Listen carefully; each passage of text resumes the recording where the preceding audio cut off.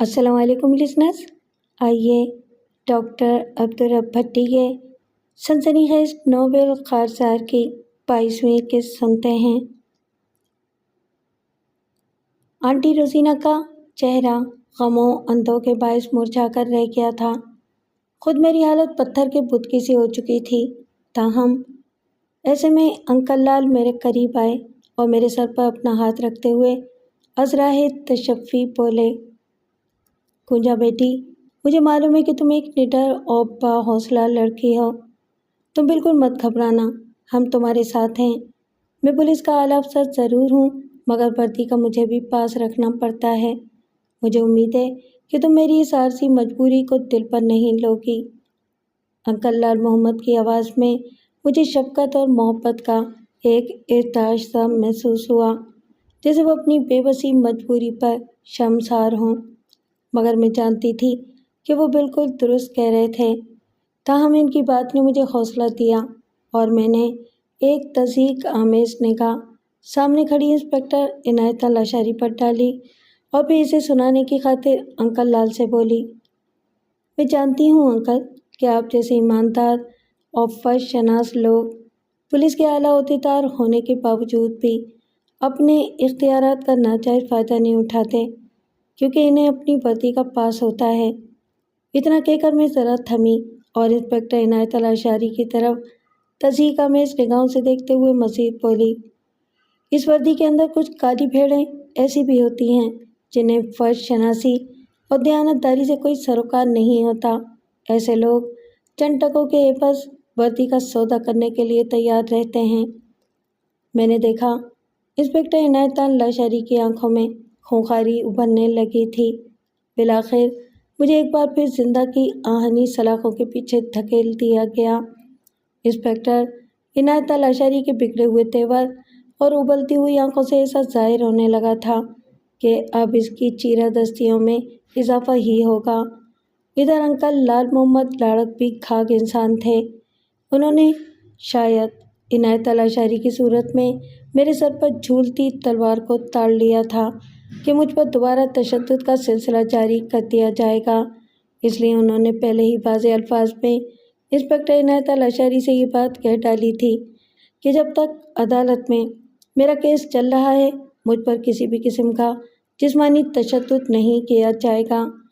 اس کے لیے انہوں نے عنایت لاشاری پر یہ بھی واضح کر دیا تھا کہ وہ از خود تقریباً روزانہ میری خیریت معلوم کرتے رہیں گے۔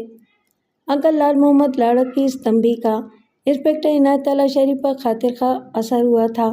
وہ اب غصے کے مارے دانت پیسنے اور پیچ و تاب کھانے کے اور کچھ نہیں کر سکتی تھی۔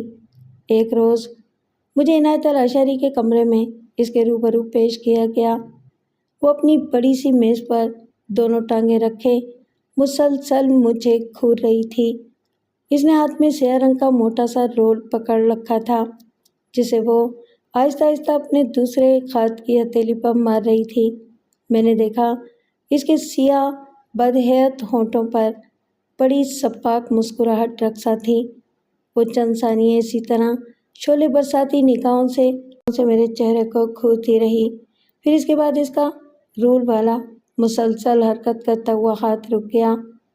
پھر وہ سرسراتے ہوئے لہجے میں مجھ سے بولی، اڑی چھوکری، کسی خوش فہمی میں مت رہنا۔ تو نے اپنے انکل کے سامنے دیانتداری کا بڑا اچھا سپاس نامہ پیش کیا تھا۔ کان کھول کر سن لے، ایسے فرض شناس پولیس افسروں کو راستے سے ہٹانا ہمارے لیے مشکل نہیں ہوتا۔ بس ذرا انتخابات ہو جانے دو، پھر تو اپنے انکل کا حشر دیکھنا۔ وہ اتنا کہہ کر خاموشی سے مجھے گھورنے لگی۔ مجھے اس کی بات نے اندر سے ہلا کر رکھ دیا تھا، مگر میں نے اپنے چہرے پر خوف اور کمزوری کے تاثرات لائے بغیر میں خاموشی کھڑی رہی۔ لمحے بھر اعصاب شکن خاموشی کے بعد وہ اپنی جگہ سے اٹھی اور بدستور اپنی نظریں میرے چہرے پر مرکوز رکھتی ہوئی میرے قریب آئی۔ میری بھی نگاہیں اسی پر جمی ہوئی تھیں۔ تجھے آخر خود پر رحم کیوں نہیں آتا چھوکری؟ وہ اچانک عجیب سے لہجے میں بولی، ہماری بات مان لینے میں تیرا ہی فائدہ ہے۔ خود کو ایک بڑے جنجال سے بچا لے چھوکری۔ تو نہیں جانتی کہ تیرے دشمنوں کے ہاتھ کتنے لمبے ہیں۔ تو ساری زندگی قتل کے مقدمے سے خود کو نہیں چھڑا پائے گی۔ ایک دن سلاخوں کے پیچھے ہی رہتے ہوئے بے موت ماری جائے گی۔ تجھے اپنے بہی خواہوں پر بڑا زوم ہے؟ وہ سارا خاک میں مل کر رہ جائے گا۔ اور اس نے ڈرامائی انداز میں اپنا جملہ ادھورا چھوڑا اور پھر اپنا مکروہ چہرہ عین میرے چہرے کے بالکل قریب لاتے ہوئے سنگین لہجے میں بولی، کچھ خبر نہیں، عدالت میں پیش کرنے سے پہلے ہی سلاخوں کے پیچھے تیرا پتہ صاف کر دیا جائے۔ اس کا پسینے میں نہایا ہوا چہرہ مجھے اور بھی ڈراؤنا محسوس ہونے لگا۔ اس کی سپاک سرگوشی نے مجھے سرتاپا لرزا کر رکھ دیا تھا اور اس بار میں اپنے اندر کے خوف کو چہرے تک لانے سے نہ روک سکی تھی۔ چہرہ پیلا پڑنے لگا تھا۔ یہ نہیں تھا کہ میں موت سے ڈرتی تھی، لیکن میں اس طرح بے موت مر جانا بھی تو نہیں چاہتی تھی۔ مجھے تو اپنے سفاک اور بدترین دشمنوں سے اپنی بے عزتی کا حساب ابھی بے باک کرنا تھا، لیکن حالات کے تھپیڑوں نے مجھے سنبھلنے کا موقع ہی نہیں دیا تھا۔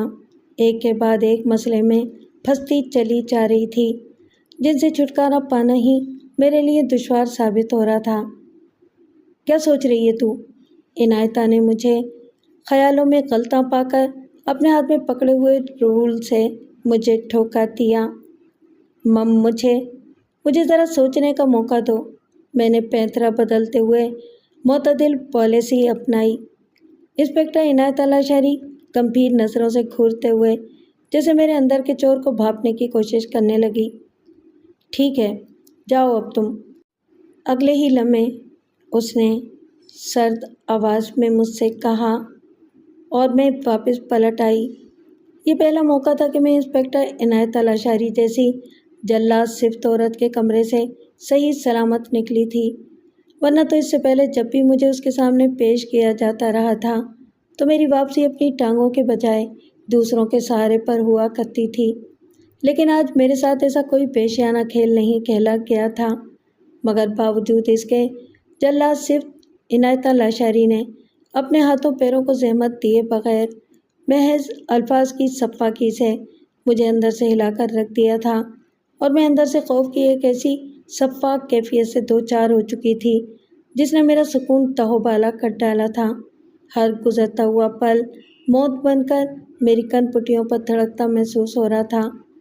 انسپکٹر عنایت اللہ شہری نے کچھ واشگاف اور کچھ ڈھکے چھپے لفظوں میں مجھ پر ایک سنگین حقیقت واضح کر دی تھی کہ اگر میں ان کی بات مان لیتی ہوں اور ان کی مرضی کے بیان پر اپنے دستخط کر دیتی ہوں تو میری سزا میں تخفیف بھی ہو سکتی تھی اور میں جلد جیل سے چھٹکارا بھی پا سکتی تھی، جو سراسر دھوکہ اور جھوٹ تھا۔ بصورت دیگر مجھے جیل کی سلاخوں کے پیچھے ہی خاموشی سے موت کی نیند سلا دیا جائے گا۔ انسپکٹر عنایت اللہ شہری کے ان شفاف الفاظوں نے میرے حواسوں کو اس لیے مختل کر ڈالا تھا کہ وہ جو کچھ کہہ رہی تھی وہ غلط نہیں تھا۔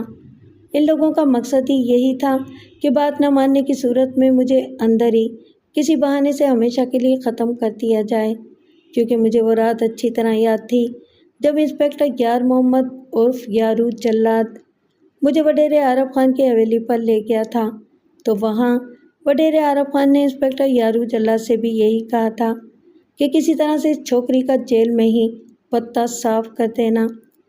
ظاہر ہے انسپکٹر یارو جلاد نے اس مردود وڈیرے عارف خان کا یہ پیغام عنایت اللہ شہری کو بھی منتقل کیا ہوگا۔ یہی وجہ تھی کہ آج میں نے لیڈی انسپکٹر عنایت اللہ شہری کے ہونٹوں پر پراسرار مسکراہٹ اور آنکھوں میں معنی خیز شفاف چمک کے علاوہ اس کے مکروہ چہرے پر موت کی سی سرد مہری کبھی محسوس کی تھی۔ اگرچہ میں نے اس بار محتاط رویہ اختیار کرتے ہوئے عنایت اللہ شہری کو ٹال دیا تھا، لیکن میں نے اس کے کمرے سے واپس لوٹتے ہوئے اس کے چہرے سے یہ اندازہ لگایا تھا کہ وہ اب مجھ سے مطمئن تھی اور نہ ہی کسی معاہدے کے سلسلے میں مجھ سے پر امید۔ اگلے دن مجھے بتایا گیا کہ مجھ سے 2 خواتین ملنے کے لیے آئی ہیں، اور جب ان سے ملاقات کرائی گئی تو میں دوسری خاتون کو دیکھ کر گنگ رہ گئی۔ اسے دیکھ کر میرا چہرہ مسرت سے کھل اٹھا۔ یہ وہ لڑکی تھی جس نے میرے اندر حالات سے مقابلہ کرنے کی ہمت جگائی تھی۔ مجھے شفاق اور بدترین دشمن کے آگے سینہ سپر ہونا سکھایا تھا۔ مجھے یہاں تک کہنے میں کوئی عار نہ تھا کہ اس دھرتی پر جس ہستی کو میری فکر اور پریشانی رہتی تھی وہ یہی ہستی تو تھی، وہ شینا تھی جو آنٹی روزینہ کے ساتھ آئی تھی۔ آنٹی روزینہ کی وجہ سے ایک آرام دہ کمرے میں ملاقات کا اہتمام کیا گیا تھا۔ میں بے اختیار شینا باجی کہتے ہوئے سے دیوانہ وار لپٹ گئی۔ اس دوران میں آنٹی روزینہ نے مجھے یہ خوشخبری بھی سنائی تھی کہ شینا کی قبل از گرفتاری ضمانت ہو چکی تھی۔ باجی آپ ٹھیک تو ہیں نا؟ میں نے فرط مسرت سے کپکپاتی ہوئی آواز میں پوچھا۔ تم کیسی ہو کنجا؟ تم یہاں پر دوبارہ تشدد تو نہیں کیا گیا؟ شینا میری بات نظر انداز کرتے ہوئے مغموم سے لہجے میں بولی تو میں نے دھیرے سے نفی میں اپنا سر ہلا دیا۔ تاہم اچانک مجھے عنایت لاشاری کی شفاق دھمکی کی یاد آ گئی۔ کیا بات ہے کنجا؟ کوئی بات ہے تو بتاؤ۔ آنٹی روزینہ نے شاید میرے چہرے کے بدلتے ہوئے تاثرات بھانپ لیے تھے، اس لیے انہوں نے مجھ سے پوچھا۔ دیکھو کنجا، تم یہاں کسی کے دباؤ میں مت آنا۔ تمہارے انکل روزانہ یہاں فون کر کے تمہاری خیریت معلوم کرنے کے ساتھ ساتھ اس چنڈال لیڈی انسپیکٹر کو بھی تمہارے سلسلے میں خبردار کرتے رہتے ہیں کہ تمہیں یہاں ذرا بھی کوئی کسر نہیں پہنچنی چاہیے۔ تمہاری سلامتی کو پیش نظر رکھتے ہوئے بھی تمہارے انکل نے اپنے چند ایک آدمی بھی یہاں تعینات کر رکھے ہیں۔ مجھے بھی خاص ہدایات دے کر تمہارے پاس بھیجا گیا ہے کہ اگر کوئی ذرا سی بھی تمہارے ساتھ بد تہذیبی یا بدسلوکی کی گئی ہے تو اس سے مجھے آگاہ کر دو۔ بولو، کوئی ایسی بات ہوئی ہے کیا؟ ان کی بات پر میں نے ایک طویل سانس لی، پھر آنٹی اور شینا کو میں نے عنایت لاشاری کی شفاق دھمکی کے بارے میں صاف صاف بتا ڈالا۔ میری بات پر آنٹی روزینہ اور شینا کے چہروں پر پریشانی کے تاثرات نمایاں ہوتے چلے گئے۔ میں نے ان کے چہروں سے صاف محسوس کیا تھا کہ لیڈی انسپیکٹر عنایت لاشاری کی شفاق دھمکی کی سنگینی نے جس طرح میرے دل و دماغ کو جھنجھوڑ ڈالا تھا، بالکل اسی طرح آنٹی روزینہ اور شینا کو بھی موجودہ حالات کی سنگینی کے تصور سے پریشان کر ڈالا تھا۔ ایسے میں شینا نے غصے سے دانت پیستے ہوئے جوش بھرے لہجے میں کہا، لگتا ہے کہ اس چنڈال تھانے دارنی کو کسی بااثر شخص کی پشت پناہی حاصل رہی ہے، ورنہ یہ کمینی عورت انکل لال محمد جیسے اعلیٰ پولیس افسر کے خلاف ایسے الفاظ استعمال کرنے کی جرأت نہ کرتی۔ یہ چنڈال واقعی اپنی اوقات سے زیادہ ہی اونچا اڑنے کی کوشش کر رہی ہے۔ آنٹی روزینہ نے بھی عنایت لاشاری کے بارے میں تضحیک آمیز تبصرہ کرتے ہوئے کہا۔ پھر عذرائے تشفی مجھ سے مخاطب ہو کر بولی، لیکن کنجا بیٹی، تم ہرگز خوفزدہ مت ہونا۔ تمہیں تو اچھی طرح اس بات کا اندازہ ہو چکا ہوگا کہ تمہارے سلسلے میں معزز اور صاحب حیثیت شخصیات سرگرم عمل ہو چکی ہیں، جن میں انسانی حقوق کمیٹی کی زونل آرگنائزر مسز زیب النساء پلیجو بھی پوری طرح سرگرم عمل ہیں، اور انہوں نے دیگر تنظیمی حلقوں کی مدد سے ایک 6 رکنی کمیٹی تشکیل دی ہے جو تم پر ڈھائے گئے مظالم سے متعلق حالات و واقعات کے ٹھوس حقائق کا پتہ چلانے کے بعد وڈیرے عارف خان اور اس کے حواریوں کے خلاف ایکشن لینے کا ارادہ رکھتے ہیں، اور تمہیں یہ جان کر خوشی ہوگی کہ اس میں شینا بیٹی بھی شامل ہے۔ آنٹی روزینہ نے اتنا بتا کر شینا باجی کی طرف دیکھا۔ میرے چہرے پر پہلی بار سراسیمگی کی جگہ بشاشت نے لے لی، اور میں نے شینا باجی کی طرف دیکھا۔ ہاں کنجا، شینا نے سر ہلاتے ہوئے بتایا، میرا اس کمیٹی میں ہونا ناگزیر تھا۔ ہم محمد پریل کو بھی تلاش کریں گے، پھر اس کے بعد منظم ہو کر عارف خان وغیرہ کے خلاف قانونی محاذ بنائیں گے اور تمہارا مقدمہ بھی عدالت سے خارج کرانے کی کوشش کریں گے۔ یہ ساری حوصلہ افزا گفتگو میرا سیر و خون بڑھا رہی تھی۔ آنٹی روزینہ اور شینا کی گفتگو نے مجھے کافی حوصلہ بخشا تھا، لیکن جب اس جلاد صفت عورت عنایت لاشاری کی شفاق دھمکی یاد آتی تو وہ انجانے اندیشوں کے زہریلے سپولوں کی طرح دل و دماغ کے بعید گوشوں میں کل بلانے لگتی۔ کنجا، تمہیں اب اپنے سائز سے بھی محتاط رہنے کی ضرورت ہے، اچانک شینا نے دھیمے لہجے میں کہا۔ دشمنوں کو اپنی بدترین اور رسوا کن شکست اور ہماری یقینی فتح کا اندازہ ہو چکا ہے، اسی لیے یقیناً وہ کوئی اوچھا ہتھ کنڈا آزمانے کی کوشش کریں گے، لہٰذا ان اندیشوں کو مد نگاہ رکھتے ہوئے انکل لال محمد بہت جلد تمہاری ماورائے عدالت و قانون کے سلسلے میں کسی بھی ممکنہ حادثے کے پیش نظر کچھ انتظام کرنا چاہتے تھے۔ شینا کی اس الجھی ہوئی گفتگو کا کچھ حصہ میری سمجھ میں آیا اور کچھ نہیں، تاہم میں نے مزید کچھ نہیں پوچھا۔ باہر طور موجودہ صورتحال کی سنگینی پر تبادلہ خیال کرنے کے دوران میں آنٹی روزینہ اور شینا مجھے تسلیاں دیتے رہے، جبکہ میں نے ان کے چہروں سے اندازہ لگا لیا تھا کہ وہ خود بھی اندر سے پریشان اور گھبرائے ہوئے تھے۔ ہمیں شاید بیگم لاڑک کی وجہ سے نسبتاً کچھ زیادہ ملاقات کا وقت دے دیا گیا تھا۔ آخر وہ بھی تمام ہو گیا۔ رات کے سناٹے قید خانے کی شکستہ در و دیوار پر بدہیت چمگادڑ کی طرح چمٹے ہوئے تھے۔ ایک اونچی دیوار پر آہنی سلاخوں والے روشن دان سے باہر تاروں بھرے آسمان کا نظارہ میرے دل میں مہم سی امید کی طرح دکھائی دے رہا تھا۔ 8x10 کے اس قید خانے میں مجھے تنہا رکھا گیا تھا۔ نیند میری آنکھوں سے کوسوں دور تھی۔ عنایت اللہ شاعری کی شفاق دھمکی کے بعد تو نیند آنے کا سوال ہی پیدا نہیں ہوتا تھا۔ میں قید خانے کی دیوار کے ساتھ ٹیک لگائے بیٹھی تھی۔ آہنی سلاخوں والے دروازے کے باہر مختصر سی راہداری میں بیمار سی روشنی پھیلی ہوئی تھی۔ اس وقت میرے دل و دماغ میں ہزار قسم کے وسوسے اور اندیشوں کے کیڑے کل بلا رہے تھے۔ اندر ہلچل سی مچی ہوئی تھی، ایک دھواں سا بھرا ہوا تھا جو تبھی ہوئی جانے کتنی ہی ان گنت چنگاریوں کا پتہ دیتا ہوا محسوس ہو رہا تھا۔ مان ایک آہٹ پر میں پریشان کن خیالات سے یکدم چونکی۔ وہ آہٹ باہر نیم تاریکی میں ڈوبی ہوئی راہداری میں ابھری تھی۔ بے اختیار میری مضطربانہ نگاہیں اڑتی چلی گئیں، تب مجھے وہاں ایک سایہ حرکت کرتا نظر آیا۔ میرا دل یک بارگی زور سے دھڑکا اور میں ذرا سنبھل کر بیٹھ گئی۔ میری متوحش سی نگاہیں سلاخوں کے پار راہداری کے فرش پر کھڑے سائے پر جیسے جم کر رہ گئیں۔ اچانک مجھے وہ شخص نظر آ گیا۔ وہ پولیس کی وردی میں کوئی عام سا سنتری تھا، مگر میرے چونکنے کی وجہ اس کا عجیب انداز تھا۔ وہ جھریرا اور درمیانی قامت کا شخص تھا۔ اس نے ہاتھ میں M1 کی سرکاری رائفل تھامی ہوئی تھی۔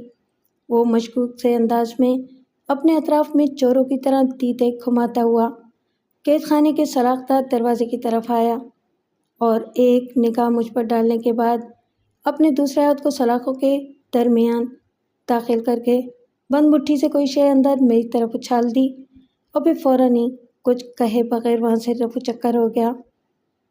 وہ کوئی موڑا توڑا کاغذ کا ٹکڑا تھا جو عین میرے سامنے اکھڑے ہوئے پلاسٹر والے فرش پر آ کر گرا تھا۔ میرا دل یک بار کی زور سے دھڑکا۔ میں نے جلدی سے وہ موڑا توڑا کاغذ اٹھا لیا۔ اس میں کسی نے جلدی جلدی کچھ لکھا تھا۔ کنجا، تمہیں آج رات کو اس قید خانے میں موت کی نیند سلانے کا فیصلہ کر لیا گیا ہے۔ تم محتاط ہو کر بیٹھنا۔ میں ذرا دیر بعد آ کر قید خانے کا دروازہ کھول دوں گا اور تم ایک لمحہ بھی ضائع کیے بغیر یہاں سے بھاگ جانا۔ تمہارا ایک خیر خواہ۔ روکا پڑتے ہی میرے دماغ میں سائیں سائیں ہونے لگی، دل اتھل پتھل سا ہونے لگا، ذہن میں انجانے اندیشوں کی آندھیاں تیز ہونے لگیں، حلق میں ایک ہی جیسے کانٹے اگائے۔ میں نے اضطراری انداز میں اپنے خشک ہونٹوں پر زبان پھیری اور دوبارہ سے بارہ وہ پیغام پڑھا۔ مخدوش حالات کی اچانک کروٹ سے انسان کے سوچنے سمجھنے کی صلاحیت سلب ہونے لگتی ہے۔ وہ صلاحیت متاثر ہونے لگتی ہے جس سے انسان اچھے برے حالات کا تجزیہ کرتا ہے۔ ایسے حالات کے ستائے ہوئے انسان کو پردہ غیب سے فرار کا راستہ سجھائی دے تو وہ بغیر سوچے سمجھے اس پر دوڑ پڑتا ہے۔ میرے ساتھ بھی یہی ہوا۔ میں موت کے خوف میں گرفتار تھی اور ایسی چھپی ہوئی موت سے میں بھی ڈری سہمی ہوئی تھی، لہٰذا میں رکا پڑتے ہی خود کو آنے والے سنسنی خیز مگر اندیشناک حالات کے لیے ذہنی اور جسمانی طور پر تیار کرنے لگی۔ اب میں اسی کی منتظر تھی۔ دفتن راہداری میں پھر آہٹ گونجی۔ میں نے خود کو سنبھالا۔ وہی چھریرے بدن والا سنتری نمودار ہوا۔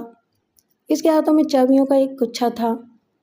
اس نے فوراً سلاخ دار دروازے کا تالا کھولا اور مجھے باہر آنے کا اشارہ کیا۔ میں اپنے دل کی دھڑکنوں پر قابو پاتے ہوئے باہر نکلی۔ وہ مجھے ایک چور دروازے کی طرف لے آیا اور اسے کھول کر سرگوشیانہ لہجے میں اجلت آمیز گھبراہٹ کے ساتھ بولا، اس دروازے سے بالکل ناک کی سیدھ میں دوڑ جاؤ، تھوڑے ہی فاصلے پر ایک ٹوٹی ہوئی دیوار سے باہر کود جانا اور جتنا ہو سکے بغیر سانس لیے اور رکے دوڑتی چلی جانا، جاؤ۔ اس کے اتنا کہنے کی دیر تھی کہ میرے پورے بدن میں جیسے بجلی دوڑ گئی۔ میں نے مختصر چور دروازے سے باہر تاریکی میں اندھادھند ناک کی سیدھ میں دوڑ لگا دی۔ یہ شاید تھانے کی اندرونی عمارت کا کوئی عقبی گوشہ تھا، جہاں خودرو جھاڑیوں کی چبھن میرے ٹخنوں میں محسوس ہو رہی تھی۔ چندی قدموں کے بعد مجھے ٹوٹی ہوئی دیوار نظر آ گئی۔ میں اس پر چڑھ کر دوسری جانب کود گئی تو اچانک جیسے بھونچال آ گیا۔ میرے عقب میں تیز سیٹیوں کی سما خراش گونج سنائی دینے لگی۔ جب انسان بغیر سوچے سمجھے کوئی بڑا قدم اٹھا لیتا ہے تو بعد میں وہ اس کے بارے میں سوچتا ہے۔ میرے دل میں ایک خدشہ ابھرا جس نے مجھے سر تا پا لرزا کر رکھ دیا۔ مجھے یوں محسوس ہوا جیسے مجھے کسی سازش کے تحت دانستہ فرار کرایا گیا تھا۔ اچانک میرے متوحش دل و دماغ میں عنایت لاشاری کی شفاف دھمکی گونجی۔ میں نے اس کا کام آسان کر ڈالا تھا۔ اب میں کسی بھی وقت پولیس کی گولی کا شکار ہو سکتی تھی۔ اس بھیانک تصور کے ساتھ ہی میری ہمت دم توڑنے لگی، لیکن پھر فوراً ہی میرے اندر کی سرکش گونجان بیدار ہو گئی۔ ہرگز نہیں گونجا، حوصلہ پکڑو، یوں بے موت مرنا تمہارا مقدر نہیں ہے، بھاگو بھاگو۔ بس پھر کیا تھا، میں دیوار پار کرتے ہی کھلی سڑک پر آ گئی اور پھر یہاں سے فوراً دائیں جانب ریلوے کوارٹروں کی اندھیری گلی میں داخل ہو گئی۔ دوسری طرف ایک اور سڑک تھی۔ میں اب اس پر دوڑنے لگی۔ میرا سانس دھونکنے کی طرح چل رہا تھا، میری رگ رگ میں پارا دوڑنے لگا تھا۔ اچانک میرے عقب میں سے کسی گاڑی کی زوردار آواز ابھری۔ میں وحشت زدہ ہو کر مڑ کر دیکھنے لگی۔ اس وقت میرا پاؤں رپٹا اور میں چیخیں مارتی ہوئی نیچے گر گئی۔ وہ ایک بڑی ویگن ٹائپ گاڑی تھی جس کی سیلابی روشنی نے مجھے نہلا کر رکھ دیا تھا۔ اگلے ہی لمحے رات کے سناٹے میں ٹائروں کے چرچرانے کی سما خراش آواز گونجی اور وہ گاڑی عین میرے سر پر پہنچ کر رک گئی۔ میں ابھی سنبھلنے بھی نہیں پائی تھی کہ گاڑی کے دونوں جانب کے دروازے کھلے اور چار بھاری بھرکم افراد نے نیچے اترتے ہی مجھے دبوچ لیا۔ میں پہلے انہیں پولیس والا سمجھی تھی، مگر وہ چاروں سادہ لباس میں تھے۔ ان کی صورتیں بھی خوفناک تھیں۔ انہوں نے آنن فانن مجھے دبوچ لیا اور ڈنڈا ڈولی کر کے ویگن کی پچھلی سیٹ پر پھینک دیا، پھر خود بھی بجلی کی سی پھرتی کے ساتھ اس میں سوار ہو گئے۔ میں خوف و دہشت سے گنگ ہو کر رہ گئی۔ اسی لمحے ایک شخص نے میری ناک پر رومال رکھ دیا اور پھر مجھے کچھ ہوش نہ رہا۔ میں بے ہوش ہو چکی تھی۔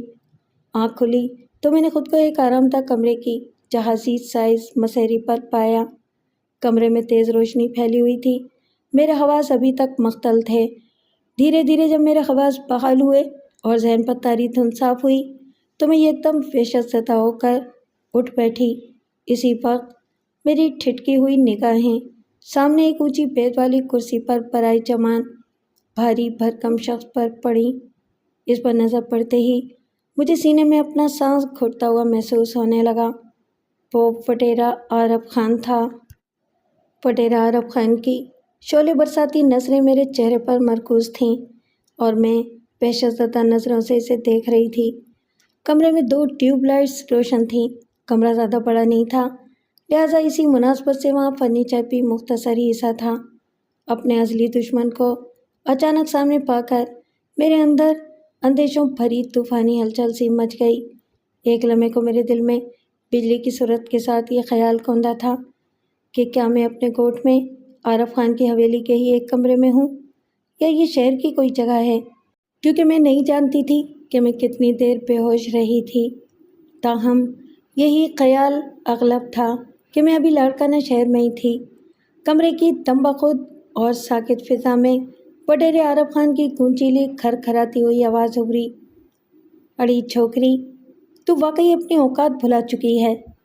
اس کے لہجے کی رعونت آمیز کھڑکھڑاہٹ میں صفاقی کا عنصر غالب تھا، جسے محسوس کر کے میرے اندر انجانے خوف کی سرسراہٹ ہونے لگی۔ لیکن اس نے اپنی بات جاری رکھتے ہوئے کہا، اب میں تجھے تیری اوقات یاد دلا کر ہی رہوں گا۔ اس کے سرسراتے لہجے میں بلا کا کینہ تھا۔ ایسے میں میرے اندر کی سرکش عورت سادہ لو اور ڈری سہمی کنجا پر غالب آنے لگی۔ یہی سبب تھا کہ جب میں نے جواباً اپنے لب کھولے تو میرے لہجے میں بھی للکار اور حوصلوں کی گونج شامل تھی۔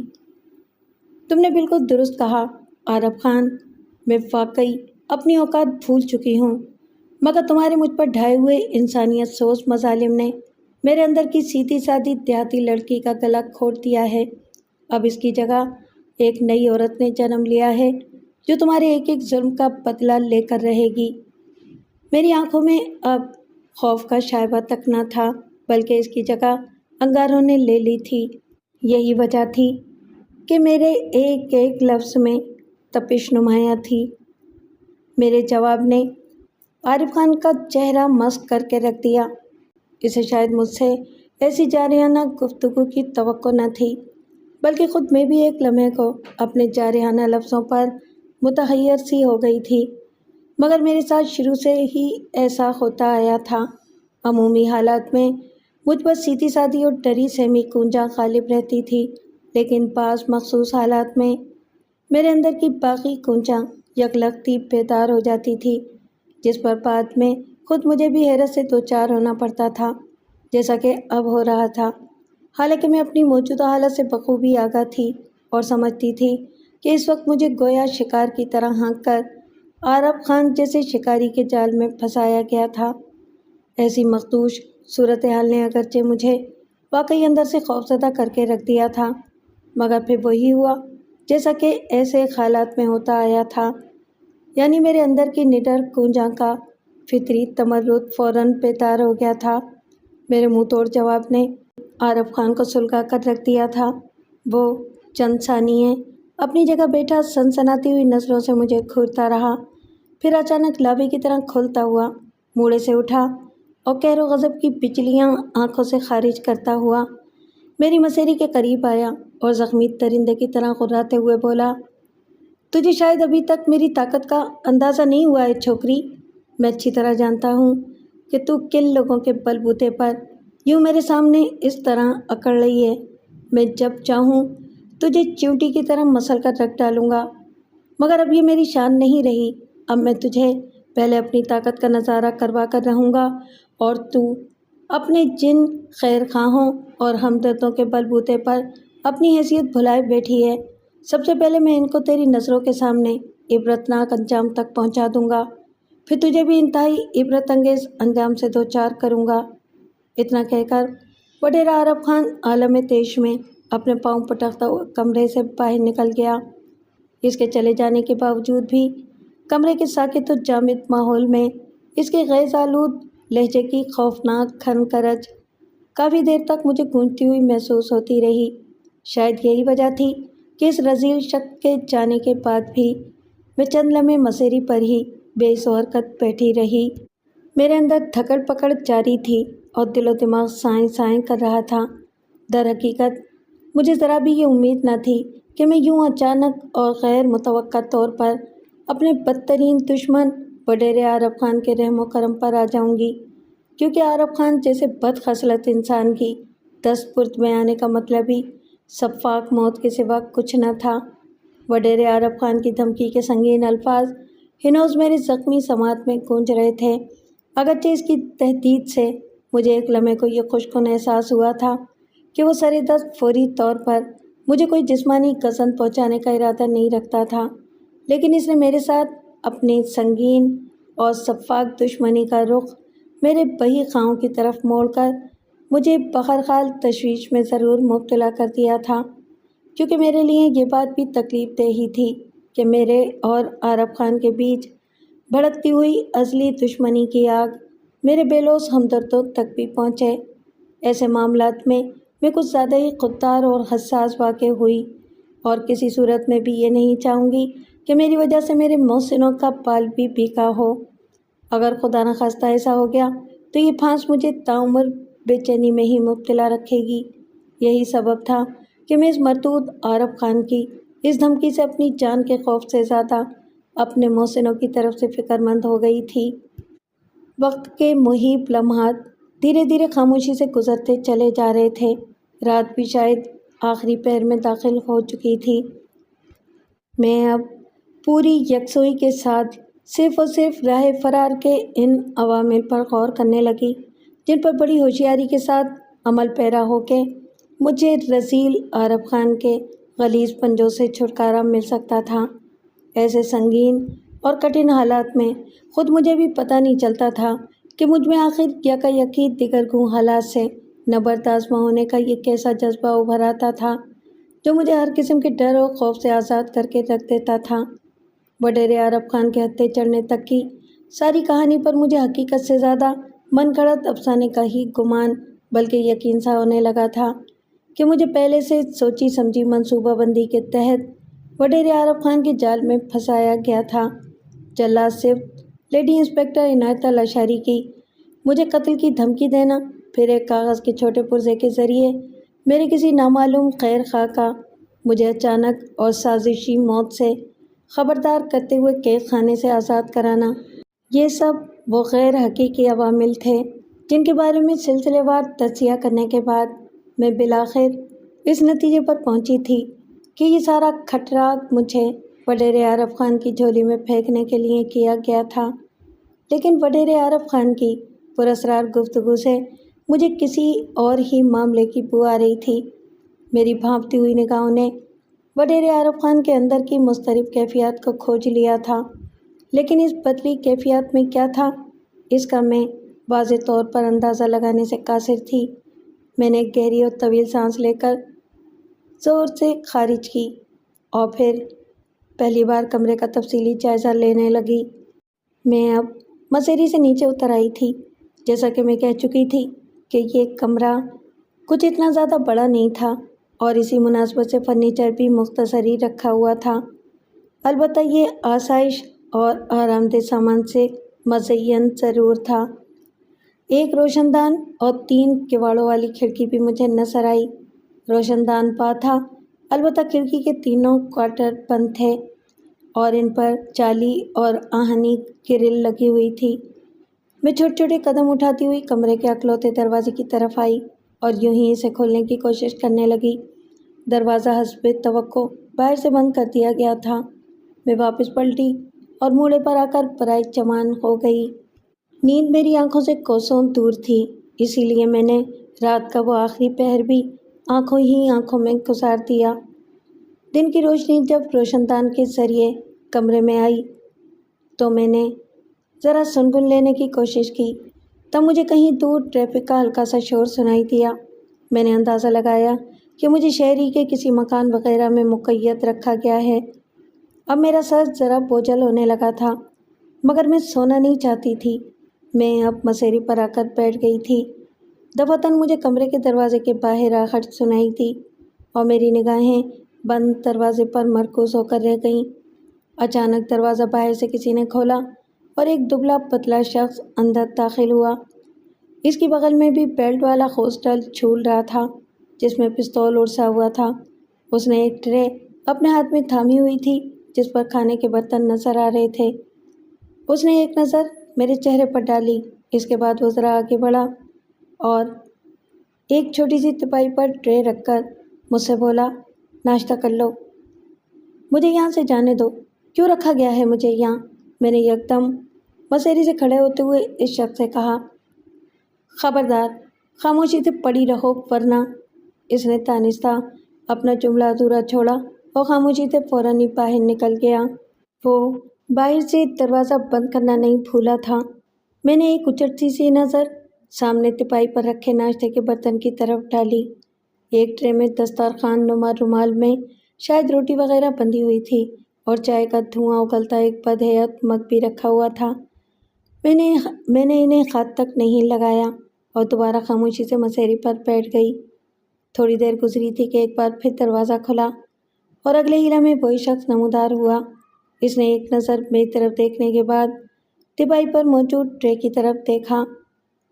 اسے شاید اندازہ ہو گیا تھا کہ میں نے ناشتے کو چھوا تک بھی نہیں تھا۔ پھر وہ میری طرف دیکھ کر سر سراتے ہوئے لہجے میں بولا، تم نے ناشتہ نہیں کیا؟ خیر کوئی بات نہیں، یہ کہہ کر وہ پھر خاموشی کے ساتھ ویسی ٹرے اٹھا کر باہر چلا گیا۔ بہرحال میرے دل کی حالت ایک بار پھر دگرگوں ہونے لگی۔ میں اپنے بدترین اور شفاق دشمن کے رحم و کرم پر تھی، جس سے کسی بھی وقت مجھے ذہنی یا جسمانی نقصان پہنچ سکتا تھا۔ یہ مردود دوبارہ مجھے ترنے والا سمجھتے ہوئے ایک بار پھر میرے ساتھ شیطانی کھیل کھیل سکتا تھا۔ یہی بات مجھے زیادہ بے چین اور پریشان کیے ہوئے تھی۔ پھر اس طرح کئی گھنٹے بیت چکے تو وہی شخص دوبارہ نمودار ہوا۔ اس بار اس کے ہاتھوں میں کھانے کی کوئی ٹرے نہیں تھی۔ اے چھوکری، تجھے بھوک لگی ہے تو کھانا لا دوں؟ اس نے سرد لہجے میں مجھ سے پوچھا۔ مجھے یہاں سے جانے دو، تمہیں اللہ سائیں کا واسطہ، میں نے قدرے متوحش لہجے میں کہا۔ اس کا فیصلہ وڈیرا سائیں کرے گا، میں آخری بار پوچھ رہا ہوں، روٹی ٹکر کھانا ہے تو بول، فالتو بات کا جواب میں نہیں دے سکتا، اس نے قدرے روکھے اور درست لہجے میں کہا۔ میں جھلس کر رہ گئی۔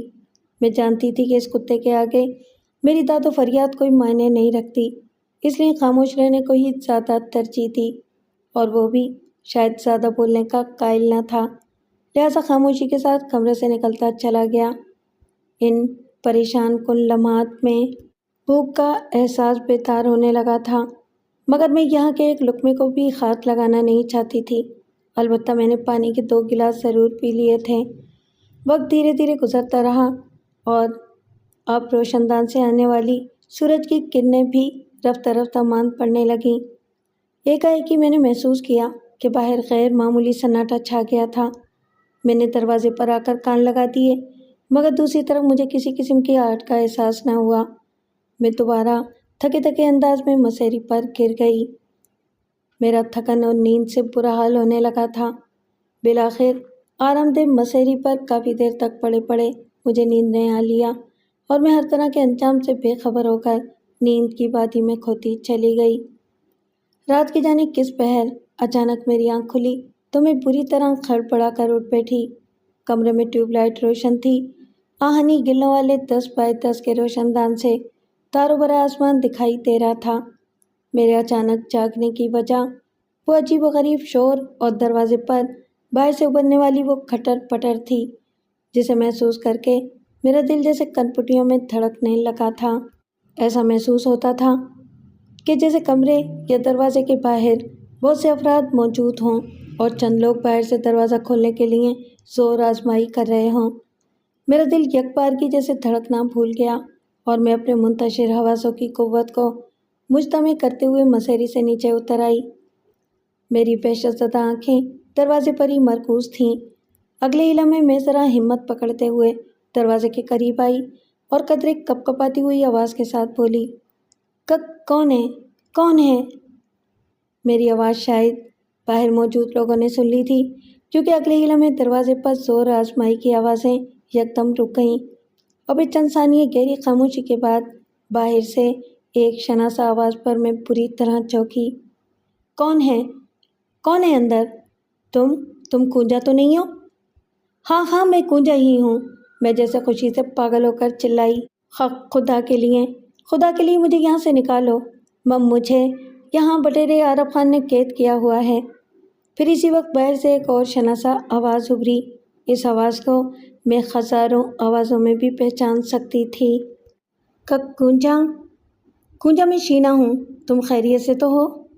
تم بالکل نہ گھبرانا، ہم دروازہ کھولنے کی کوشش کر رہے ہیں۔ شینا کی آواز پر میرے سینے میں طمانینت کی لہریں دوڑ گئیں۔ پہلی شناسا آواز یقیناً انکل لال محمد ہی کی تھی۔ اب تو میری خوشی کا کوئی ٹھکانہ ہی نہ رہا اور میں بار بار اونچی آواز میں ان لوگوں کو اپنی خیریت کے بارے میں بتانے لگی۔ پھر ذرا ہی دیر بعد دروازے کا تالا شاید باہر سے توڑ دیا گیا۔ اگلے ہی لمحے دروازہ ایک جھٹکے سے کھلا تو سب سے پہلے اپنی ہمدم دیرینہ اور محسن شینا کو اندر داخل ہوتے دیکھا۔ اس کے بعد انکل انسپکٹر لال محمد لاڑک وہ وردی میں تھے اور ان کے ساتھ پولیس کے چند مسلح جوان بھی نظر آ رہے تھے۔ میں شینا سے دیوانہ وار لپٹ گئی۔ انکل لال محمد بھی میرے قریب آ کر اظہارِ محبت میرے سر پر دھیرے دھیرے ہاتھ پھیرنے لگے۔ تم ٹھیک تو ہو نا کنجا بیٹی؟ انہوں نے اسی ملائمت بھرے لہجے میں پوچھا۔ جی ہاں انکل، میں ٹھیک ہوں۔ مگر آپ لوگ یہاں کیسے؟ میں نے حیرت آمیز خوشی سے پوچھا۔ چلو گھر چلو، سکون سے بات کریں گے، انہوں نے کہا۔ پھر ہم سب لوگ اس قید خانے نما کمرے سے نکل کر ایک اور دوسرے نسبتاً بڑے کمرے میں آ گئے اور پھر وہاں سے گزرتے ہوئے باہر نکل آئے۔ یہ مکان بہت اینٹوں کا تھا مگر زیادہ بڑا نہ تھا۔ میں نے ارد گرد کا جائزہ لیا۔ یہاں آس پاس قدرے ویرانی تھی۔ خاصے فاصلے پر نئی رہائشی اسکیم کے 9 تعمیر شدہ مکانات نظر آ رہے تھے جہاں مجھے رکھا گیا تھا۔ یہ بھی ایک ایسا ہی زیر تعمیر مکان محسوس ہو رہا تھا، مگر حیرت کی بات تھی کہ اس مکان میں اور کوئی بھی نہ تھا، نہ ہی کوئی گرفتاری عمل میں آئی تھی۔ سامنے موبائل اور ایک جیپ کھڑی تھی جس کی چھت پر نیلی بتی لگی ہوئی تھی۔ یہ انکل کی سرکاری گاڑی تھی۔ میں اور شینا انکل کے ساتھ اس میں سوار ہو گئے۔ تھوڑی دیر بعد ہم سب انکل لال کی رہائش گاہ کے ایک کمرے میں موجود تھے۔ نیند اور تھکان عارضی طور پر مفقود ہو چکی تھی۔ حالات نے اچانک پلٹا کھایا تھا۔ آنٹی روزینہ بھی خاصی پرجوش نظر آ رہی تھیں۔ یہ ساری کھچڑی عارف خان کے ایما پر ہی اس کی سر خرید کتیا لیڈی انسپکٹر عنایتہ نے ہی پکائی تھی۔ آنٹی روزینہ نے اظہار خیال کرتے ہوئے تبصرہ کیا۔ تم ٹھیک کہتی ہو روزی، انکل لال محمد نے ہولے سے کھنکار کر کہا۔ اس وقت رات کے 1 بجے کا عمل تھا۔ سامنے میز پر کھانے اور چائے کے خالی برتن رکھے تھے۔ مجھے پہلے ہی اس بات کا یقین ہو چکا تھا کہ اس بار عنایتہ لاشاری کو عارف خان کی طرف سے ضرور کوئی خفیہ ٹاسک ملا ہوگا۔ کنجا سے متعلق قدرے توقف کے بعد انکل لال محمد نے کہنا شروع کیا۔ لہٰذا جب عنایتہ لاشاری کی شفاف دھمکی کے متعلق مجھے معلوم ہوا تو میں فوراً ہوشیار ہو گیا اور سمجھ گیا تھا کہ اب کنجا کے ساتھ قید خانے کی سلاخوں کے پیچھے کسی بھی وقت کچھ بھی ہو سکتا ہے۔ پھر بولے، کنجا بیٹی، تمہیں یاد ہوگا نا کہ میں نے تمہیں تسلی دیتے ہوئے یہ کہا تھا کہ تم بالکل مت گھبرانا، میرے خاص آدمی سادہ لباس میں تمہارے آس پاس کی مشکوک سرگرمیوں پر نظر رکھیں گے۔ جی انکل، مجھے اچھی طرح یاد ہے، میں نے فوراً اپنے سر کو اس بات میں ہلا کر ان کی بات کی تائید کی۔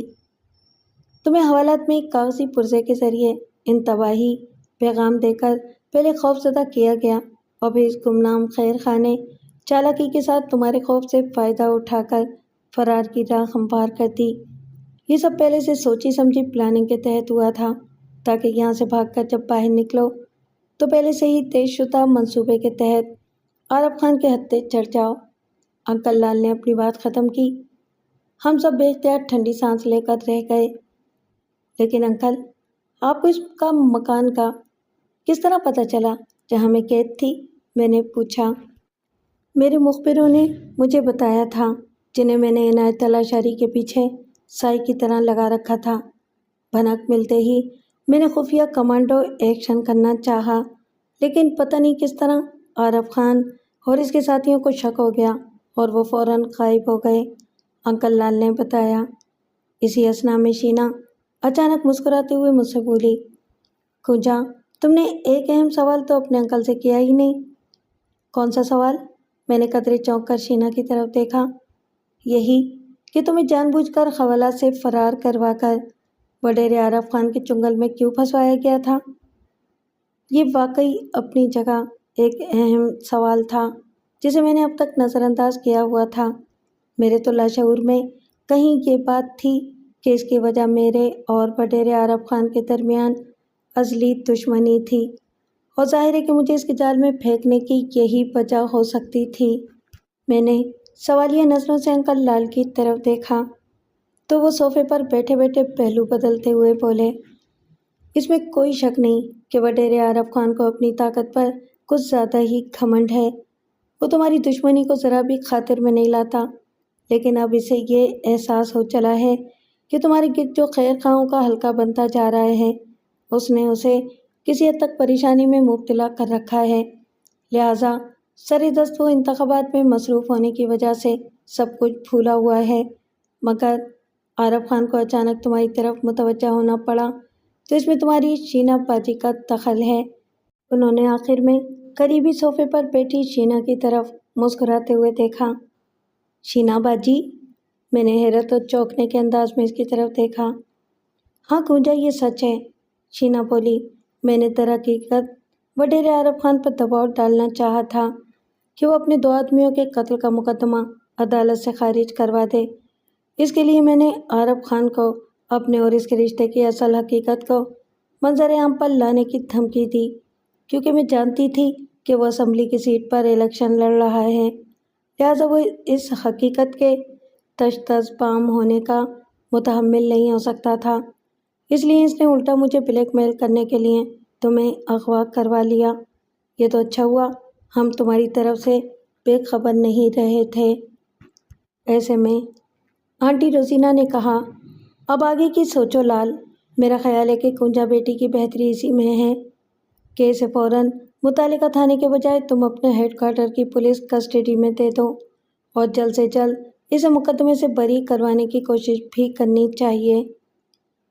ہاں روزی، میں بھی انہی عوامل پر سوچ بچار کر رہا ہوں، جواباً انکل لال محمد نے پرخیال لہجے میں کہا۔ اب تو سوال ہی پیدا نہیں ہوتا کہ کنجا بیٹی کو عنایت لاشاری کے حوالے کیا جائے۔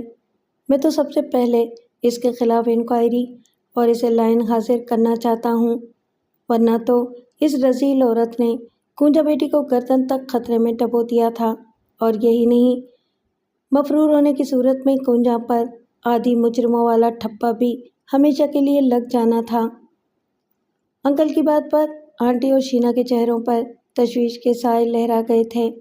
خود مجھے بھی اس بات کا احساس ہونے لگا تھا کہ میں نے حوالات سے بھاگ کر کتنی بڑی غلطی کی تھی، لیکن میں اور کیا کرتی؟ عارف خان کی زر خرید کتیا عنایتاں مجھے واضح الفاظ میں اچانک موت سے ہمکنار کرنے کی دھمکی دے چکی تھی۔ حوالات کا وہ قید خانہ کسی بھی وقت میری قبر بن سکتا تھا۔ ایسے میں فرار کی راہ پاتے ہی میں جان بچانے کے خوف سے وہاں سے بھاگ نہ جاتی تو اور کیا کرتی؟ رات آدھی سے زیادہ بیت چکی تھی۔ ہم سب مزید تھوڑی دیر بیٹھنے کے بعد اپنے اپنے کمروں میں آ کر سونے کے لیے لیٹ گئے۔ میرا اور شینا کا کمرہ ایک ہی تھا۔ ملک میں تمام انتخابی مہمات اور جلسے جلوس وغیرہ اختتام کو پہنچ چکے تھے۔ اگلے دن باقاعدہ انتخابات کا عمل شروع ہونے والا تھا۔ انکل لال نے قدرے برہم ہو کر متعلقہ تھانے میں لیڈی انسپکٹر عنایتہ کو اطلاع دی کہ کنجا کو دانستہ آدھی رات کو تمہاری حوالات سے فرار کروایا گیا تھا تاکہ اس کا پولیس مقابلے میں خاتمہ کیا جا سکے۔ یہ اطلاع دیتے ہوئے انکل لال محمد لاڑک نے عنایتہ کو اپنی ٹیم سمیت پولیس ہیڈ کوارٹر میں حاضر ہونے کا سخت لفظوں میں حکم دیا۔ یہ اطلاع دینے کے بعد انکل مجھے اپنی سرکاری جیپ میں بٹھا کر فوراً ہیڈ کوارٹر لے آئے اور یہاں مجھے B کلاس کسٹڈی کی تحویل میں دے دیا۔ پھر خود اپنے کمرے میں جا کر اس کی مفصل رپورٹ تیار کرنے میں مصروف ہو گئے۔ انکل لال محمد لاڑک کی کسٹڈی میں آ کر میں بہت مطمئن تھی۔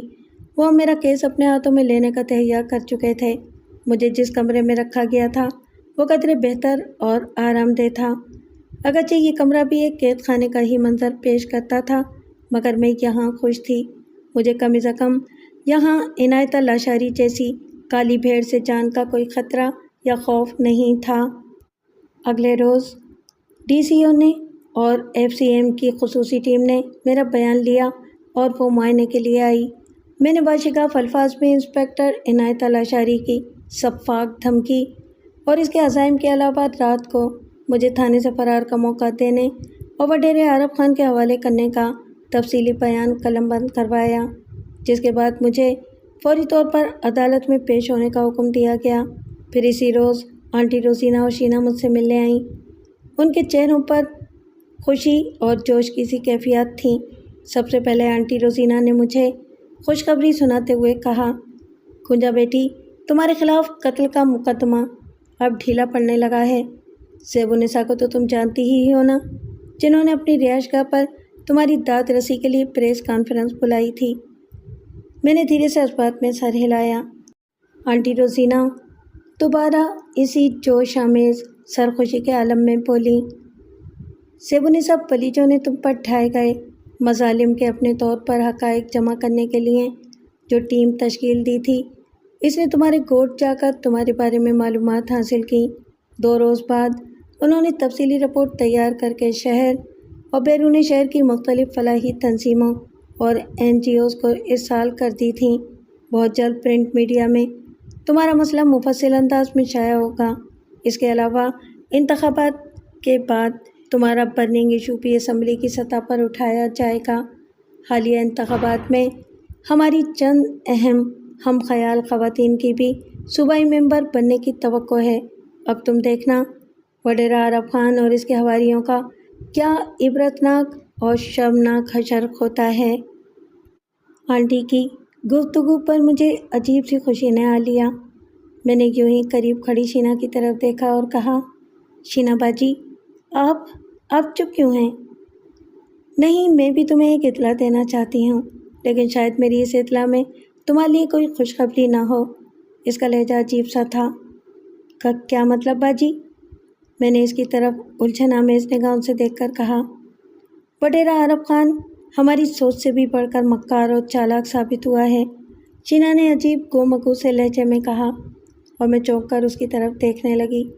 اس مردود عارف خان کو اپنی انتخابی فتح کا اس قدر یقین ہو چلا ہے کہ اس نے اپنے اور میرے رشتے کے منظر عام پر آنے کی ذرہ برابر بھی پرواہ نہ کرتے ہوئے واشگاف الفاظ میں مجھ سے کہہ دیا ہے کہ بے شک جو میرے جی میں آئے میں کروں، اسے اس کی کوئی پرواہ نہیں۔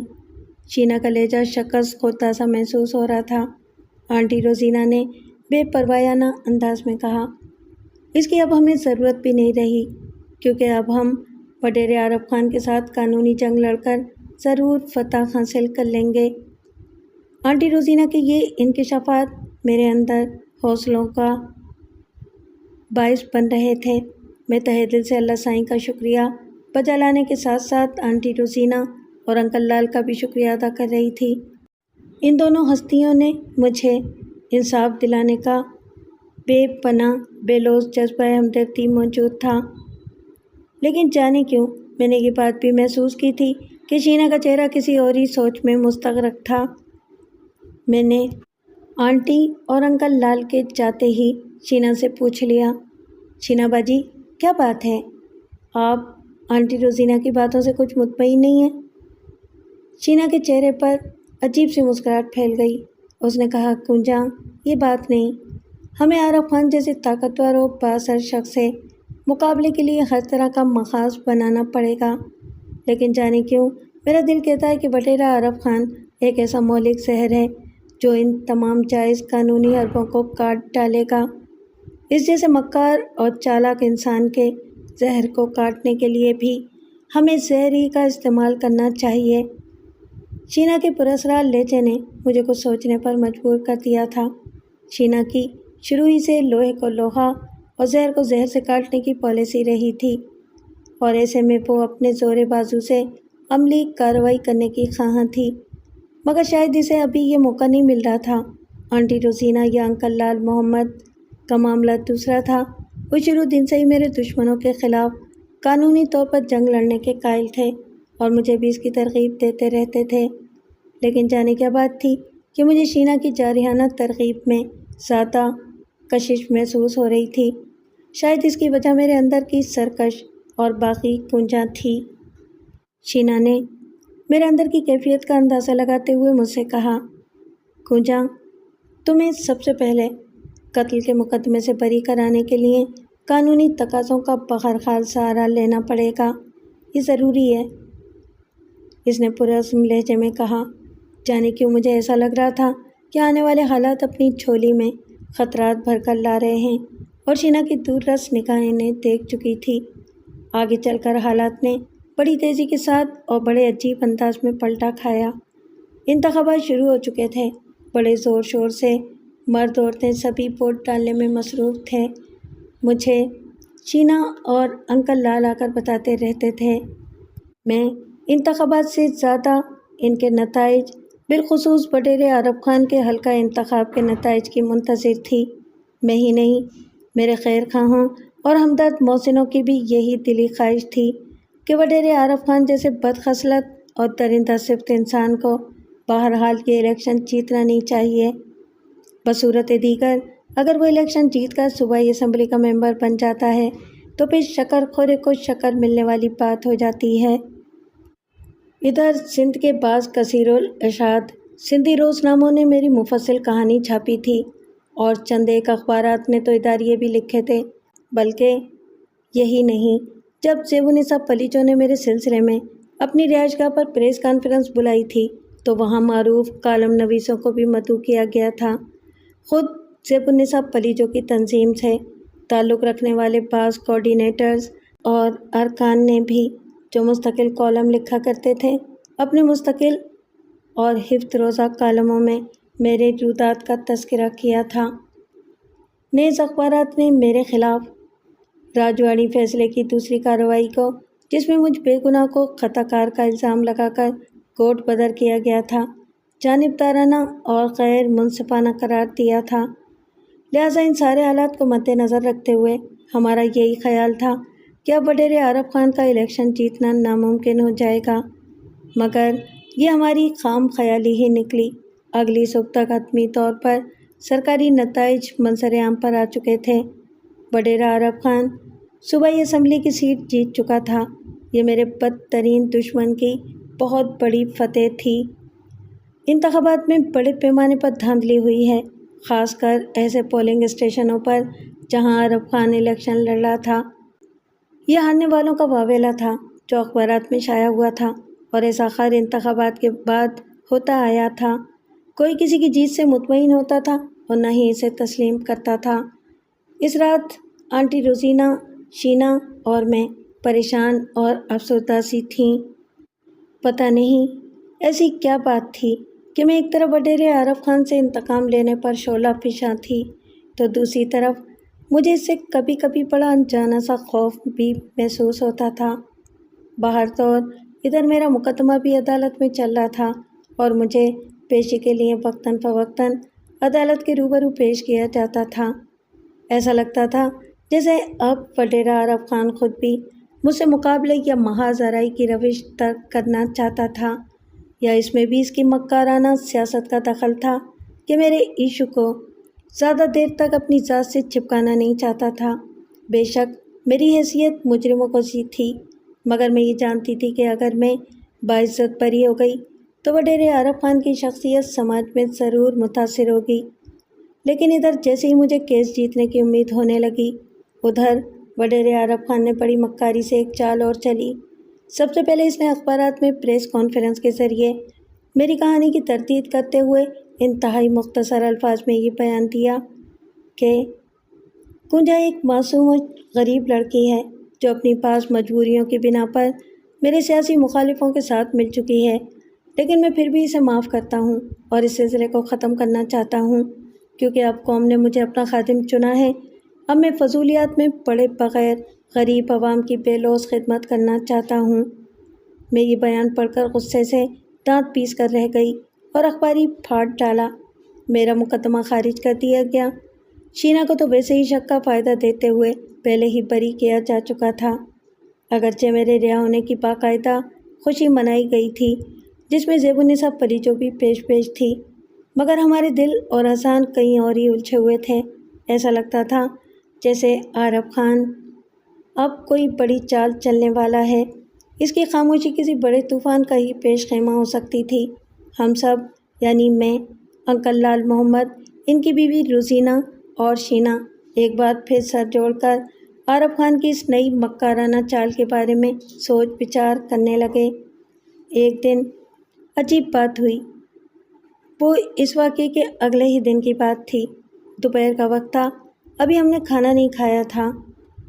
میں اور شینا اپنے کمرے میں تھے کہ سکا ہمارے کمرے میں آ کر اطلاعاً بولی، بی بی جی، وہ باہر کوئی بندہ آیا ہے کونجا کے گوٹ سے، اور خود کو کونجا کا بھائی سائنتاد بتاتا ہے۔ اس کی اطلاع پر میں ہی نہیں، شینا بھی بری طرح چونکی تھی۔ کہاں ہے وہ؟ میں نے قدرے تحیر آمیز لہجے میں سکا سے پوچھا۔ وہ جی، میں نے اسے مہمانوں والے کمرے میں بٹھا دیا ہے، اس نے بتایا۔ سائنتاد، میرا خود غرض بھائی مجھ سے یہاں کیوں ملنے آیا ہے؟ میں نے غصے اور نفرت کی ملی جلی کیفیت کے ساتھ سوچا۔ تم چلو، ہم ابھی آتے ہیں۔ الجھن آمیز سوچ میں مستغرق پا کر شینا نے ملازمہ سکا سے کہا، یہ یہاں کیا کرنے آیا ہے؟ میرا خیال ہے کہ ہمیں اس سے مل لینا چاہیے، شینا باجی نے آخر میں مجھ سے کہا۔ نہیں باجی، مجھے اس شخص سے نفرت ہے، میں اس کی صورت بھی دیکھنا نہیں چاہتی، میں نے غصے سے دانت پیستے ہوئے کہا۔ تو شینا نے مجھے سمجھاتے ہوئے قدرے رسان سے کہا، کیا ہو گیا ہے کونجا تمہیں؟ ہم کوئی اس سے خوفزدہ تو نہیں ہیں؟ آؤ، لگتا ہے کہ کوئی چال چلی گئی ہے جس کی ابتدا تمہارے آبائی گوٹ سے ہوئی ہے، آؤ اس سے مل لیتے ہیں۔ شینا کی بات پر مجھے بھی ذرا تجسس ہوا اور میں رضامند ہو گئی۔